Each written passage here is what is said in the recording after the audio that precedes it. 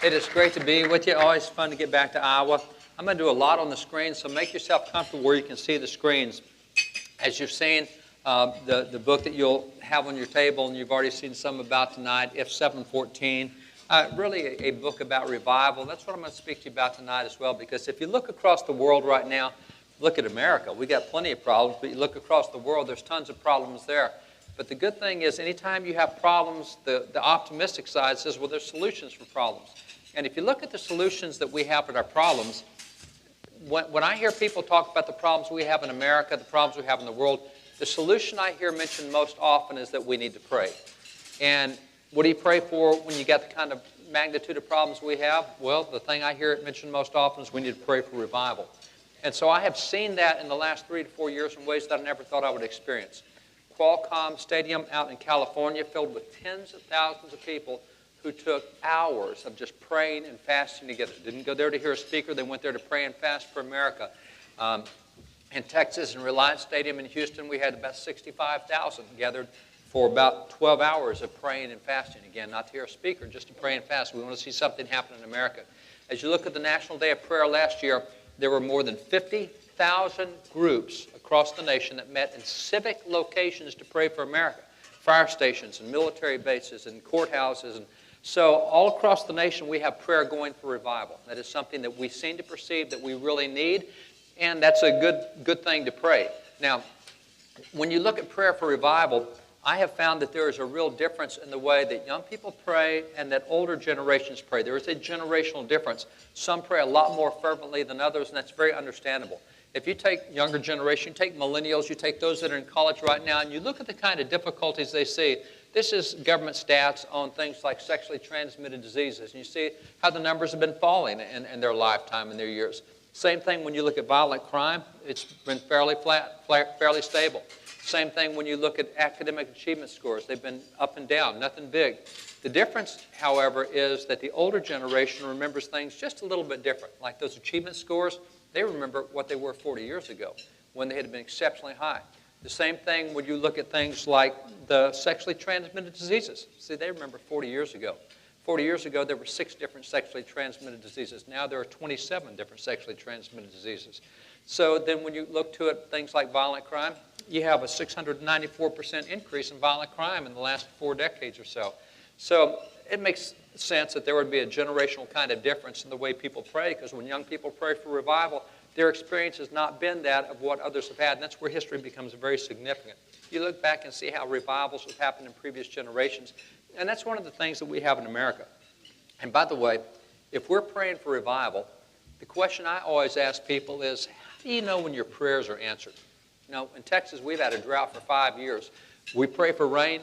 I know when rain falls. Our prayers have been answered. But how do you know when you have revival? Is it that all the national problems go away? Is it? I don't think we ever get to a point where we don't have problems. I mean, nowhere in the Bible indicates that happens. So how do you know when you've had revival? How do you know when your prayers have been answered? And that's where there is a lot of help from the Scriptures. You look in the Scriptures, there are a number of revivals that happen in both the New Testament and the Old Testament. As you go into the Old Testament, for example, you find the revivals of Asa, Jehoshaphat, Josiah. They give a lot of guidance on what a revival looks like in a nation. And by the way, I want to point out something that's significant about looking at revivals in the Bible. You have the book of Kings and you have the book of Chronicles. Now, the book of Chronicles is written by the priest, Ezra.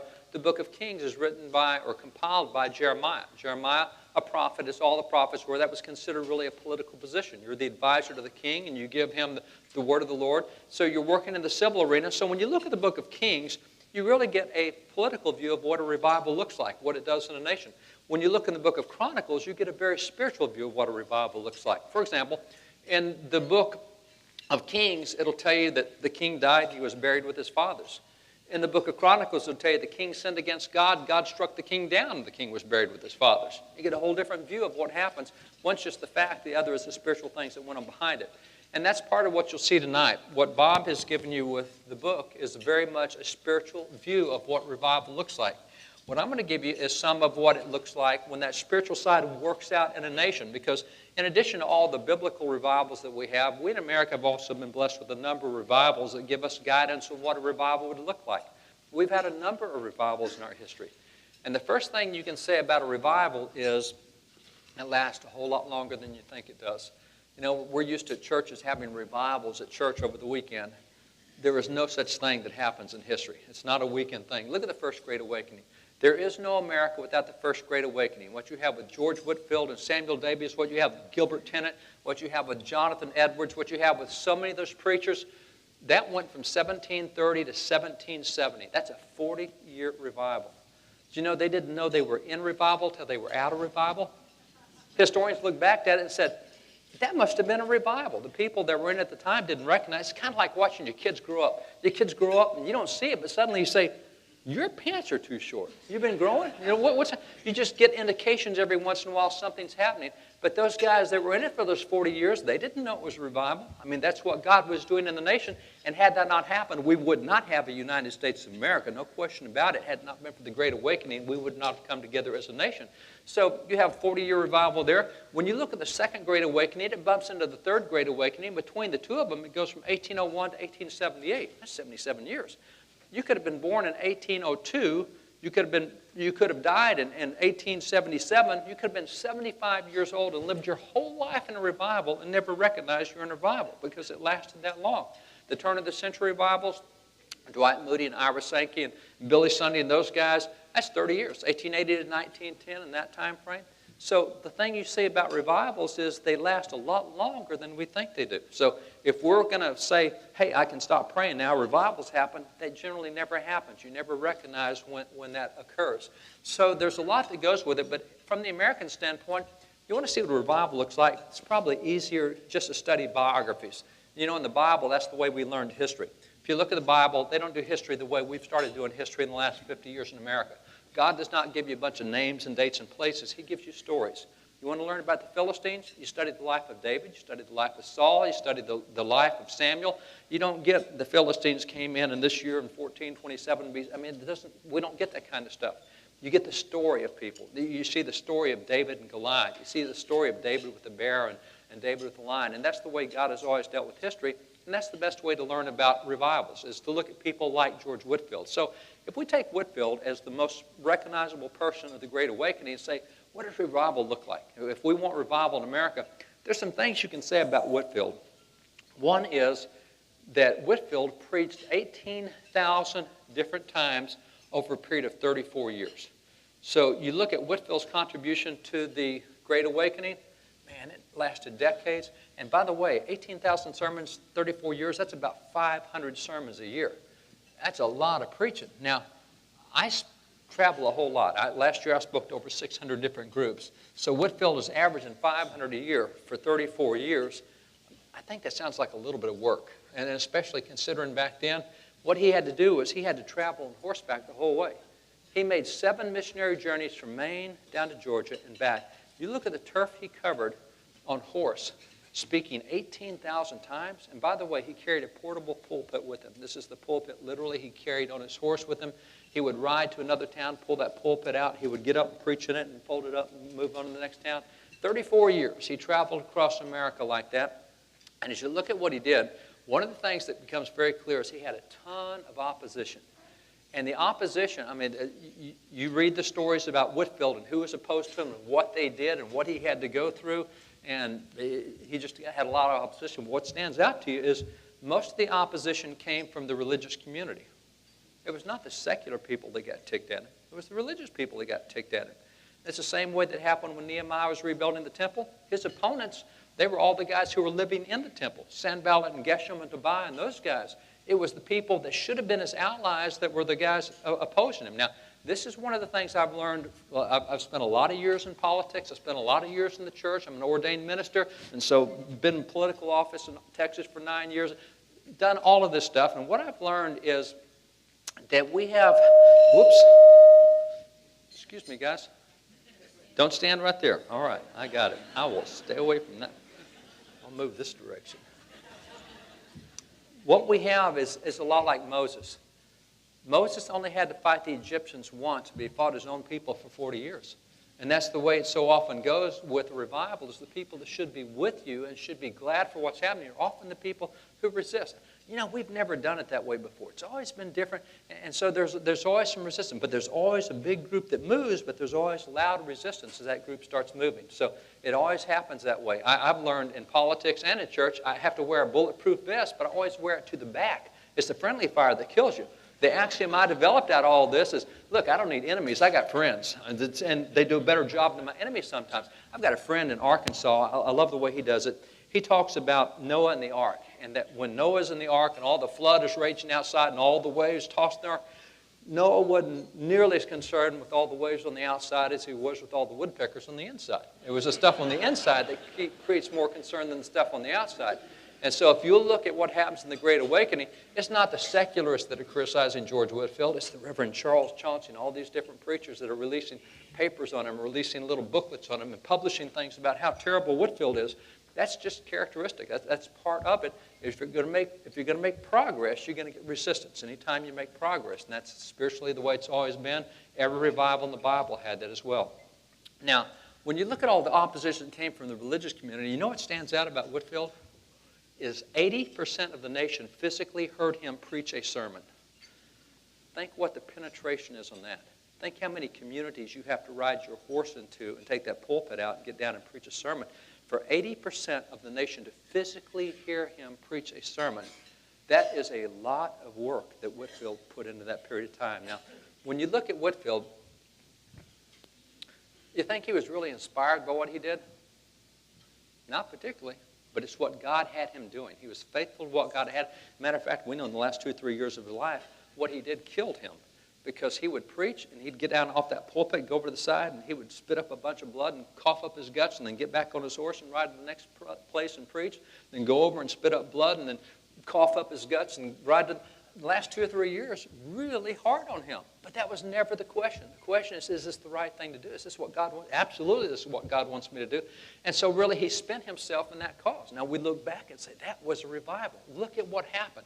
Faith became practical. People started learning how to apply their faith in practical ways, not just being spiritual. They found what it meant in the military. They found what it meant in education. They found what it meant in politics. All these areas that Whitefield touched, is significant stuff that he touched. So what you find is revival is characterized by a ton of hard work. It's not inspiration, it's a ton of hard work. And it's always that way throughout scriptures and history. A revival is more accurately called a reformation. And if we call it that, we think right about it. Because if we think of revival like we have a 3-day weekend revival, it never happens like that. If you think of reformation, you think, oh, that's a longer process and period of time, and it actually is.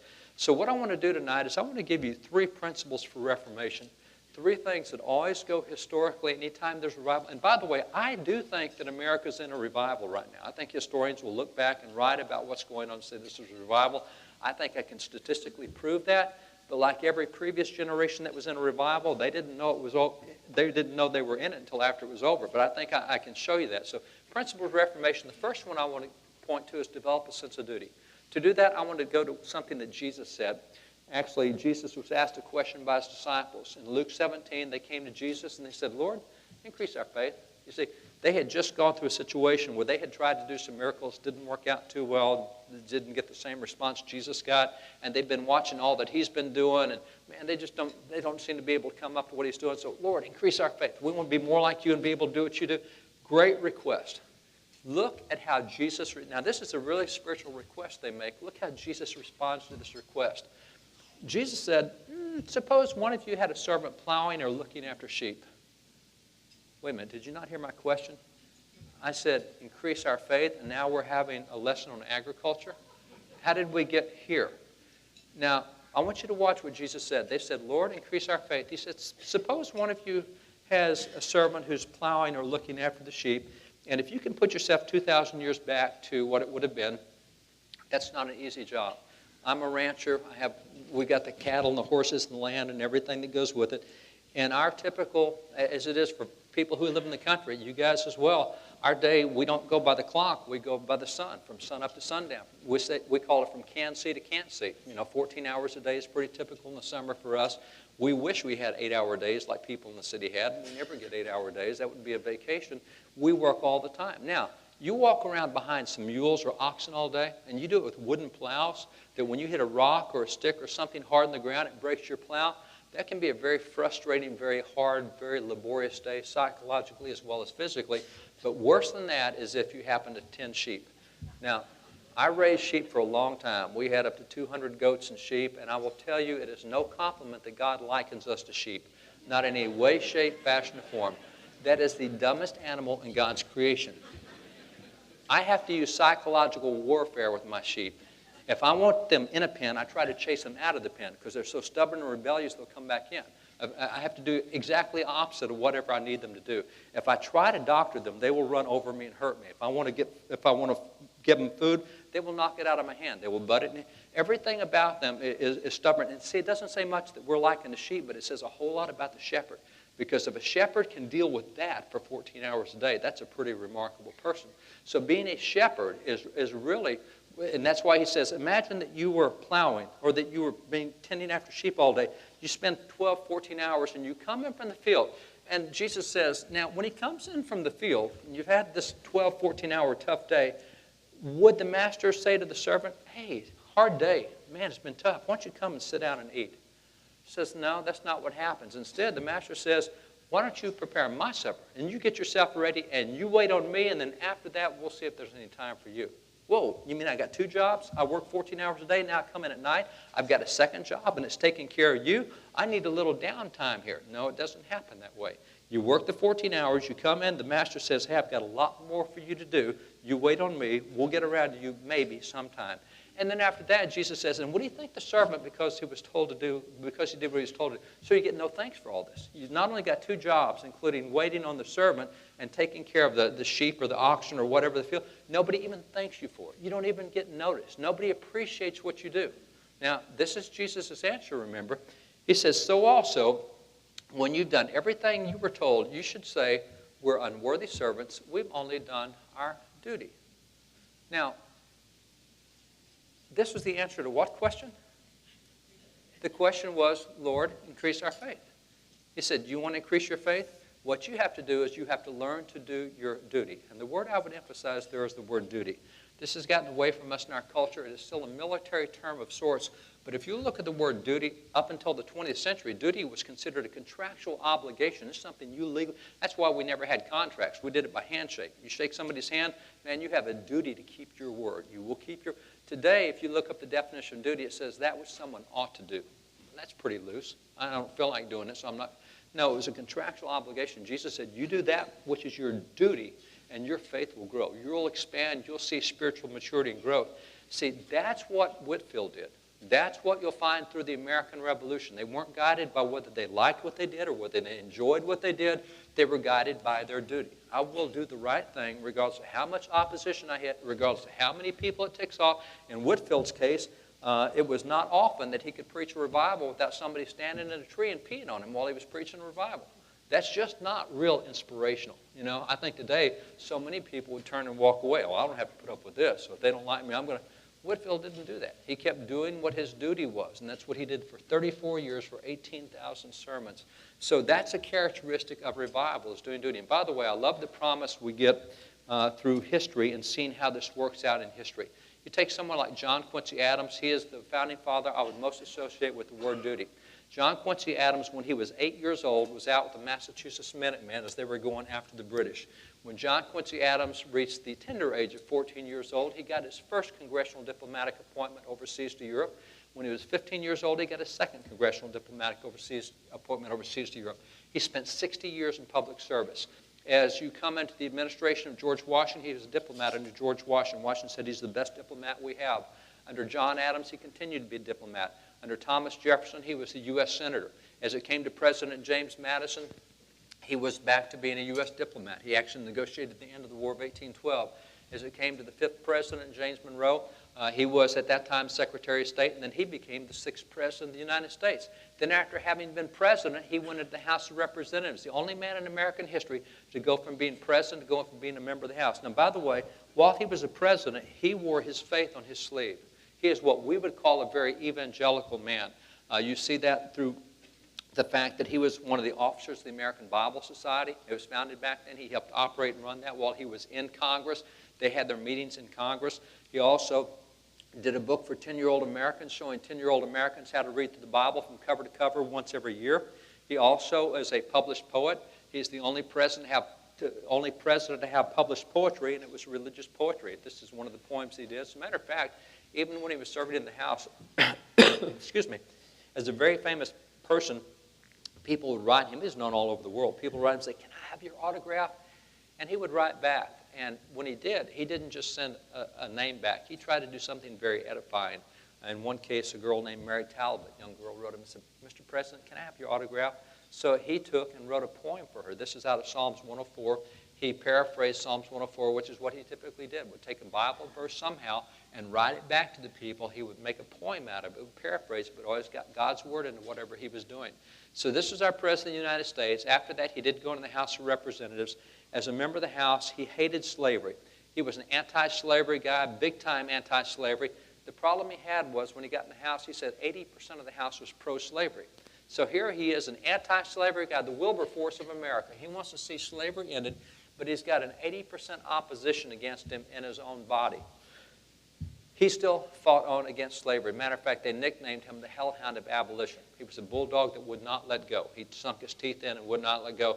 He's the guy who argued the Amistad case at the U.S. Supreme Court. He's also the guy who filibustered Texas, wouldn't let us come in because we had slaves and there weren't going to be any more slaves in the United States if he had anything to do with it. I mean, this is a guy who stood and worked his tail off. Now, the problem he had was that he would often come into Congress and he would bring petitions with him because the First Amendment gives you a right to petition Congress for redress of grievances.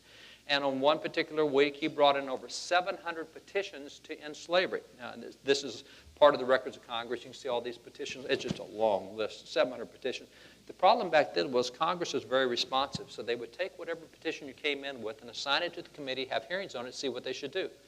Well, when you got an 80% pro-slavery House, you don't want to have 700 hearings on ending slavery. So what they did was they went down to the Rules Committee and got done then exactly what the House still does today. They go to the Rules Committee, get a new rule. The new rule came out and said you can introduce any petition you want to in the House of Representatives as long as it's not an anti-slavery petition.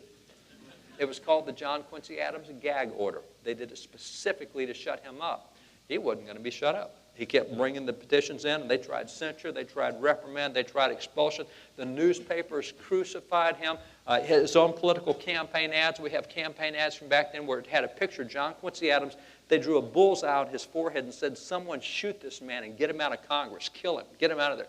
That was the campaign ads they ran against him. He just kept on after it and didn't give up. Well, after this had been going for about 10 years, and observers saw him still not relenting, interviewed. Media goes to him and says, "You know, you've been signally unsuccessful. You don't get any bills passed. You're stuck on this issue. They won't even let you talk about this issue. And you keep doing this, and you get nothing done. You've not been a successful Don't you get frustrated or depressed? Or don't you get burned out?" And he said, "No." And they said, "Why?" Look at his answer. Answer of why he kept doing this. This is what he told them. He said, "Because duty is ours." He said, "Results are God's. I don't do this because of how it turns out. I do this because it's the right thing to do. I'll let God sort out how it works out. I'm just going to keep doing." That's the Whitfield attitude. You just keep doing the right thing. Jesus said, if you'll do your duty, if you do that which you do, your faith will go up. Well, that's where spiritual maturity comes from. And significantly, not long after this, and that 10-year period of time, by the way, John Quincy Adams had been working on individual members of the House to get them converted to an anti-slavery position. He finally converted so many members of the House to an anti-slavery position that after 10 years, they voted to rescind the John Quincy Adams gag order. They gave him this cane. It's an ivory cane with a gold band around it. The band has his name and the date on it. They gave him this as a symbol of his victory in the House. He had converted so many of them to being anti-slavery that they got that gag rule. They're going to let him talk about anti-slavery now in the House for the first time in a decade. Now, in his diary, it's really kind of funny because in his diary, he gets that cane and he says, "God, please forgive me, but I really enjoyed getting that cane." You know, it's nice to finally win a victory of some kind. But that was the duty aspect, and that was John Quincy Adams. And by the way, this is part of the Second Great Awakening. This is the story of the Second Great Awakening. Lorenzo Dow and Charles Finney and all these famous preachers, Charles Clay, all these guys, Barton Stone, others that were in the second. This is part of the Second Great Awakening. This is what was happening at the time. So John Quincy Adams is part of that. What you have with John Quincy Adams is the promise of Galatians 6:9. the scripture, God gives a promise. He says, let us not tire in doing good, for we will, I love the word will, it's a guarantee, we will reap a harvest. Here's the hardest word in the Bible, the little two-letter word if. He said, we will reap a harvest if what? If we do not give up. If we will hang in there and do our duty, we will get the rewards that go with that. So that's the first step in having a revival, if you will, is having that sense of duty or having that sense of hard work. First thing. The second thing I'll point to is that you have to be offensive-minded. If I take you to Proverbs 21:22, it says, a wise man attacks the city of the mighty, and he pulls down the stronghold in which they trust. No, a wise man is offensive-minded. Now, one of the difficulties, and by the way, if you ever visit Washington, D.C. and go down the Potomac River, you'll see this building over on the side. This is the National War College. That's where they train our military officers on how to win wars. The famous course they use, this tactical science course, is the 9 Principles of War. You learn these 9 principles of war. This is how you win wars. You don't want to fight wars, you want to win wars. Fighting wars is not what you're after, winning wars.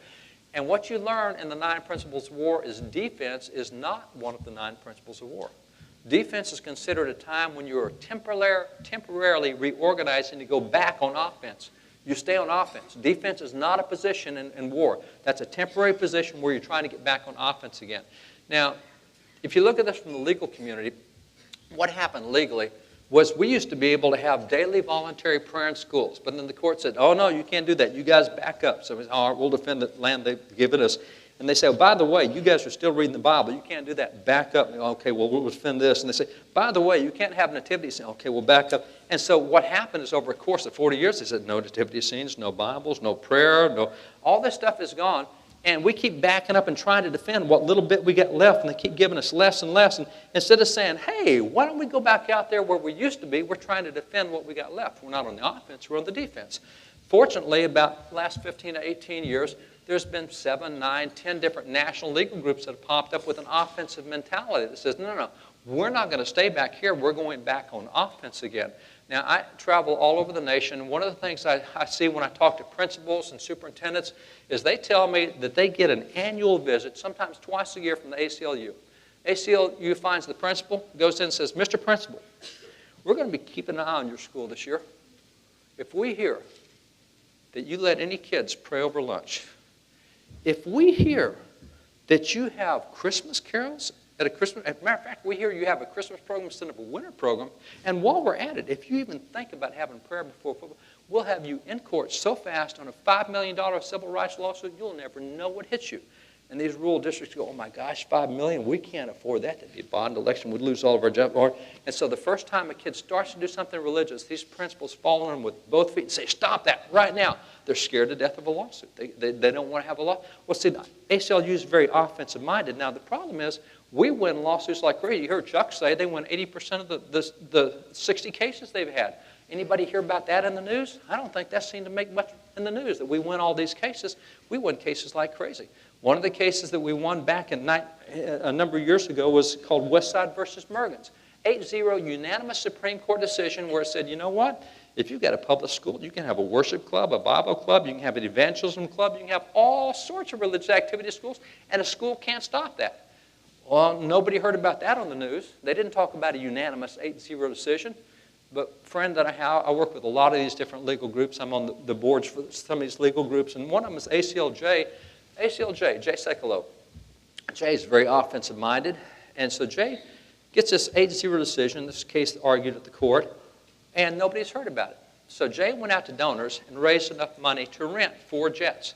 And he took those 4 jets, and he went and got a whole team of attorneys, and he put these attorneys on the jets, and he would fly them to major cities all over the United States, to minor cities all over the United States. These 4 attorneys would get out, and they would spread out all over town.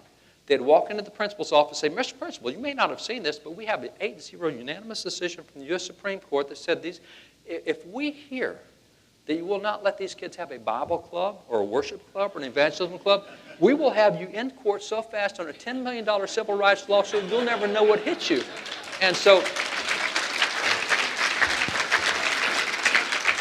what happens, these principals say, kids, you want a Bible club? Have 2, have 3, have all.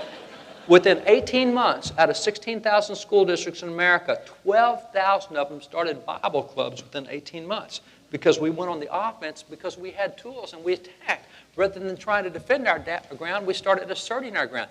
That is a characteristic of revival. You have to be forward-going, forward-thinking. You have to be willing to go out and confront the enemy. You can't wait for them to come. You've got to be offensive-minded. The third thing that I point to is you have to be transgenerational. The reason I point to this is when you look at all the prayer that we got going for revival, that's nothing new. There's been a lot of prayers for revival in the Bible. Go back to Judges 13. In Judges chapter 13, there's a story of God's people being under oppression. They pray for literally years and decades. God, give us deliverance. These people, we can't practice our faith. We can't raise our kids the way we want. The culture's all goofed up. God, you got to give us deliverance. And so God hears the prayers. And in verse 5, he sends an answer to the prayer. He says, I've heard the prayers of this people. And the answer comes in the form of Manoah. An angel goes to Manoah. This angel comes from heaven and says, Manoah, God's heard the prayers of this people. He is going to deliver you. You're going to have a revival, national revival. You're going to throw off the shackles of these people. And then the angel says, oh, by the way, Manoah, here's how it works. Your wife's going to get pregnant, and when that kid grows up, he's going to be the national deliverer. Time out. I thought you said you heard my prayers. I got to wait 20 years for this kid to grow up before we get deliverance from this enemy. I thought you said you heard my prayers.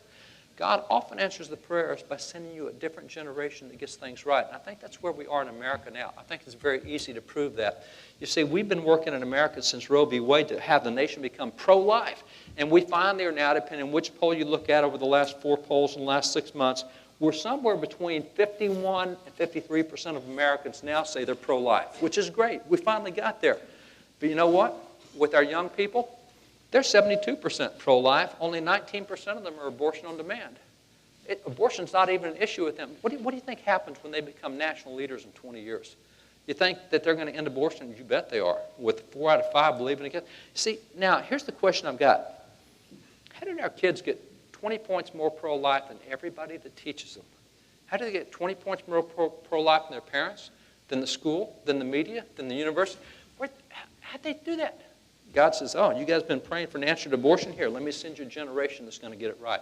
These guys, and see, that's the way revivals often goes. You get a different generation. Let me even point you to the millennials. There was a study recently done in New York City on millennials, and they didn't care a whit about what millennials believed, except it's a marketing firm trying to sell these kids. They want to get money from these kids. So if you're going to sell them tennis shoes or if you're going to sell them the latest electronics, you got to make sure you don't step on their values because they sure aren't going to buy your stuff if you tick them off. So they check the values of these kids. Look what the millennials are those born in the 80s. Look what this massive survey came back, a marketing survey, totally secular. Here's what they found. They found that 94% of these kids respect monogamy and parenthood, 88% respect the U.S. Constitution, 86% respect marriage, 84% respect the military, and grab this, only 24% respect Hollywood. Now,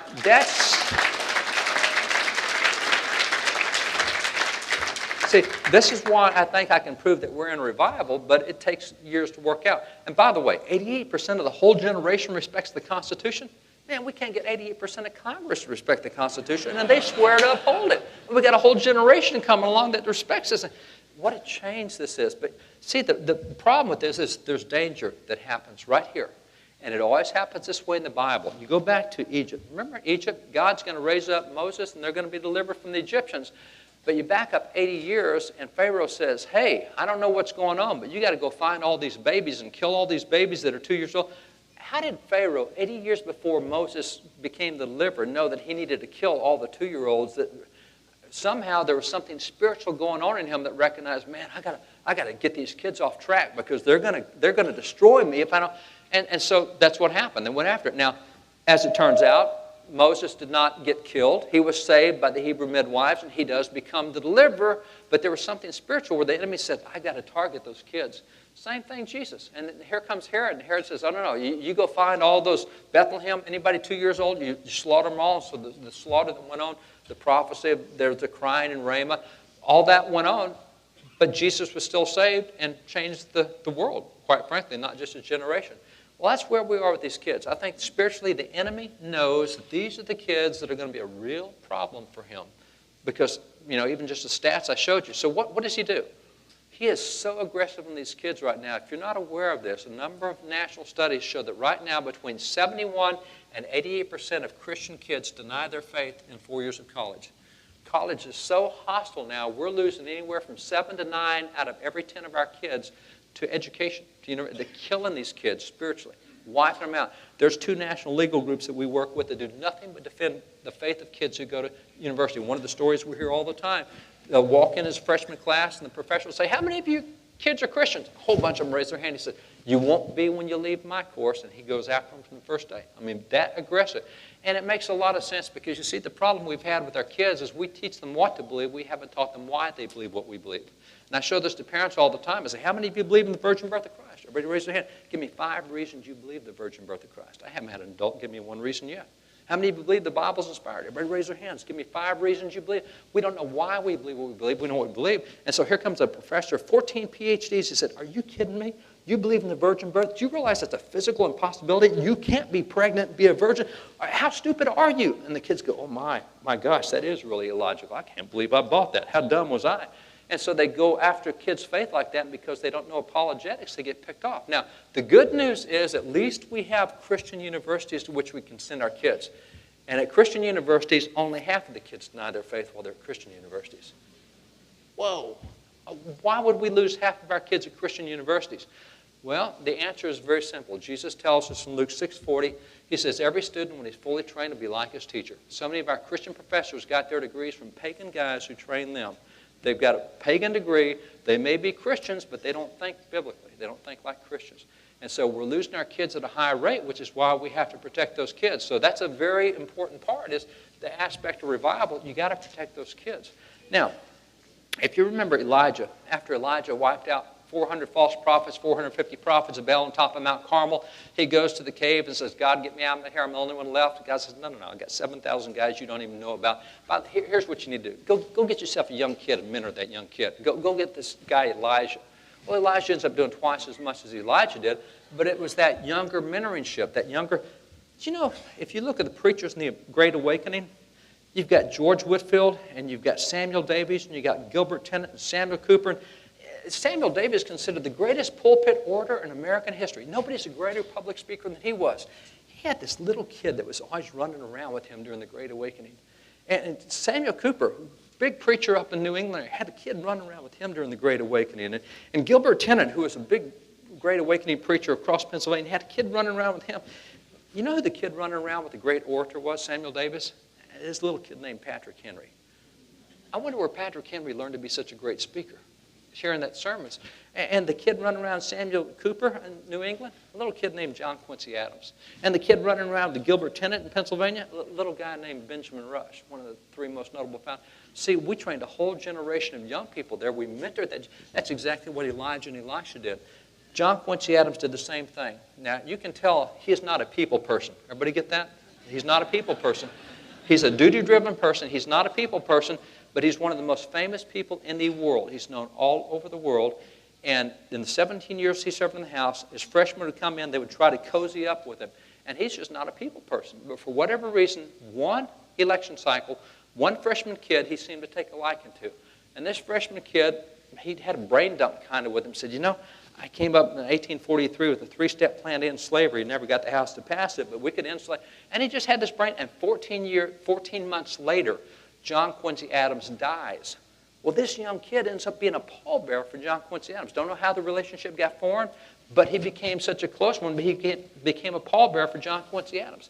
Well, after that, he is so inspired by what John Quincy Adams did. I want to make a difference too. And so he kept running for office and kept getting his head drubbed in, and just as a born loser, he did not win another race until he was elected President of the United States. There was a young guy named Abraham Lincoln.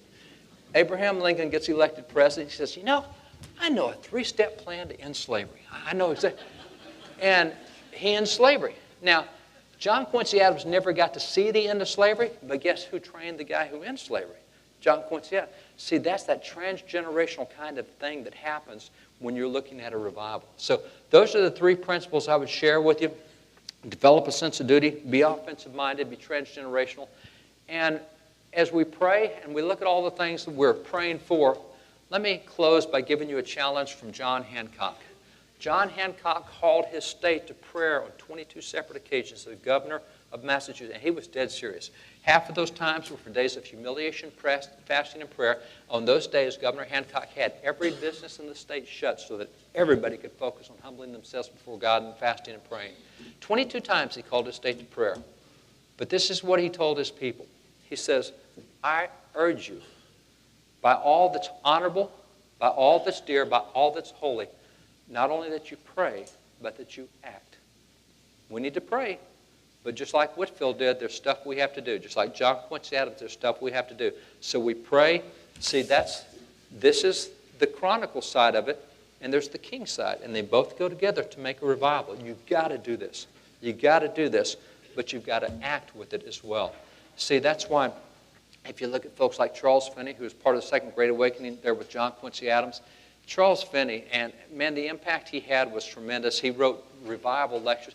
Charles Finney said, revival is a science. There are things that the Bible teaches and history teaches that you can do to create a revival. And that's why he wrote those lectures, how to have revival. Look at one of the things he said. Charles Finney said this. He said the church must take right ground in regard to politics. He said politics are part of a religion in a country as this, and Christians must do their duty to the country as part of their duty to God. He said God will bless or curse this nation according to the course that Christians take in politics. Now, do you know what revival lecture this is part of? This is part of revival lecture number 15. It was called Hindrances to Revival. He said, here's the thing that keeps a revival from happening in a nation. If you refuse to get involved in public culture, if you refuse to get involved in public policy, if you refuse to get involved in shaping the culture, God can't have a revival. See, that's the Chronicles and the King's side that go together. You got to have the prayer, but you got to shape the culture. It's what Nehemiah did to rebuild the walls, and that's what we understood with revival. So we do have to pray, but we do have to act. So those are the three things that we can do to help generate. No, this is the first thing you do. Because if you don't get the prayer down, none of this other action makes a bit of difference without the prayer. But if you get the prayer and those three things, that's what leads to revival. God bless you guys. Thanks for letting me share.